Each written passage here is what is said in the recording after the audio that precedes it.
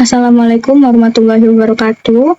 Bismillahirrahmanirrahim. Alhamdulillahirabbil alamin wassalatu wassalamu ala asyrofil anbiya'i wal mursalin nabiyina wa habibana Muhammadin wa ala alihi washabihi ajmain wa man tabi'ahum bi ihsanin ila yaumil amma ba'du.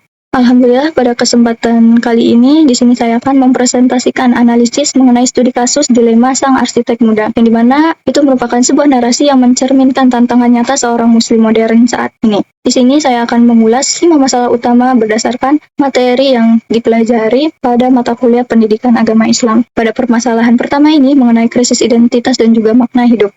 Pada masalah pertama, Farhan merasa hampa meski sukses secara materi. Dalam Islam itu sendiri, kekosongan seperti ini adalah tanda bahwa seseorang belum mengenal tujuan sejati penciptanya. Allah pun berfirman pada surat ke-51 Az-Zariyat ayat 56,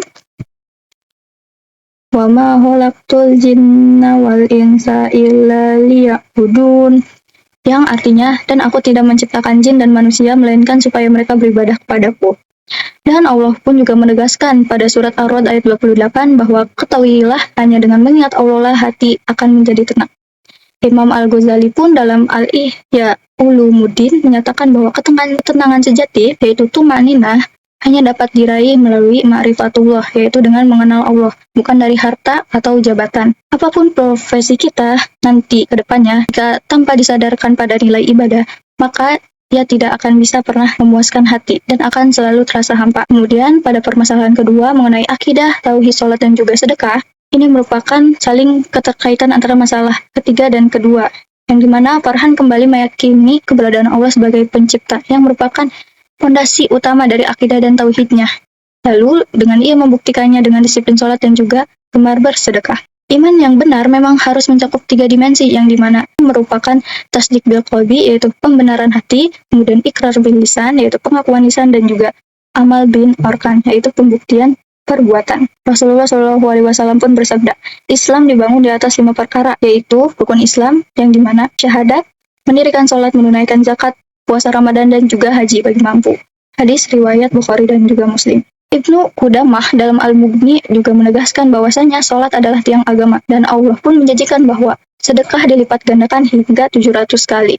Bantu didukung dengan sumbernya dari surat Al-Baqarah ayat 261. Dengan sholat dan juga sedekah bukan berarti merupakan beban, namun keduanya adalah nutrisi spiritual yang dapat menjaga keseimbangan hidup seorang muslim.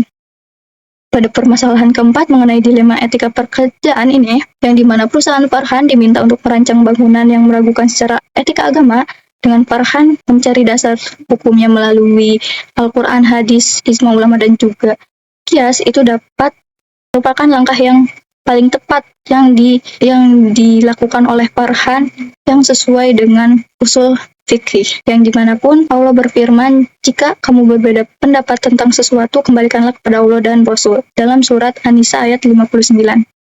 Jika bangunan itu sendiri untuk kemaksiatan, dengan merancangnya pun termasuk tolong-menolong dalam dosa. Allah berfirman dalam surat Al-Maidah ayat 2, yaitu wala ta'awanu 'alal ismi wal 'udwan, yang artinya, dan janganlah tolong-menolong dalam berbuat dosa dan juga permusuhan. Dua kaidah fikhiyah yang berlaku dalam permasalahan ini adalah al-umuru bi maqasidiha, yang artinya segala urusan dinilai dari tujuannya. Kemudian ada darul mafasid muqaddam ala jalbi masalih, yang artinya menolak kerusakan lebih utama dan lebih baik dibandingkan dari mendatangkan manfaat. Nabi Muhammad SAW pun bersabda, la daroro wa la dir, yang artinya tidak boleh ada bahaya dan tidak boleh membahayakan orang lain. Hadis riwayat Muslim. Yang artinya meskipun menggiurkan secara finansial, dengan menolak proyek yang mendatangkan mudarat adalah kewajiban, bukan hanya sekadar pilihan saja. Kemudian di masalah terakhir ini, yaitu mengenai toleransi dan juga ukhuwah antar umat beragama, mengenai konflik jadwal ruang ibadah antar karyawan yang berbeda agama, ketika Farhan menengahi dengan prinsip Islam tentang toleransi dan persaudaraan ini, sesuai dengan firman Allah yang berbunyi, ya ayuhan nasu inna khalaqnakum min zakari wa unsa wa ja'alnakum syu'uban wa qabaila lita'arafu, yang artinya kami jadikan kamu berbangsa-bangsa dan bersuku-suku agar kamu saling mengenal. Perbedaan merupakan sunatullah, yang dimana bukan untuk bertikai melainkan untuk saling mengenal. Dalam surat Al-Kafirun pun pada ayat 6 menegaskan bahwa untukmu agamamu dan untukku agamaku, yang merupakan prinsip non-pemaksaan dalam keyakinan. Syekh Yusuf Al-Qaradawi pun dalam fikih Akaliyat menyatakan bahwa Islam mengajarkan musyawarah bil ma'ruf yang merupakan pergaulan yang baik dengan non-muslim dalam kehidupan sosial. Solusi Farhan yang islami dengan membuat jadwal penggunaan uang yang adil untuk semua, namun tetap memprioritaskan waktu sholat wajib bagi muslim, karena memang sholat itu terikat pada waktu dan juga tidak dapat ditunda sembarangan, merupakan sikap pemimpin muslim yang sejati, yang dimana Farhan dapat adil kepada semua dan juga tanpa mengorbankan kewajiban agama. Kemudian untuk kesimpulan dan penutupnya itu sendiri dari kisah Farhan ini, kita dapat mengambil hikmahnya bahwa tujuan hidup sejati seorang muslim adalah beribadah kepada Allah, kemudian akidah yang benar harus diwujudkan dalam hati, lisan, dan juga perbuatan. Salat dan zakat atau sedekah adalah tiang dan nutrisi spiritual kehidupan muslim. Kemudian dalam dilema etika pekerjaan itu sendiri, kita harus menggunakan landasan Al-Quran, hadis, ijma, dan juga qiyas sebagai problem solving dan juga menentukan keputusan. Kemudian yang terakhir,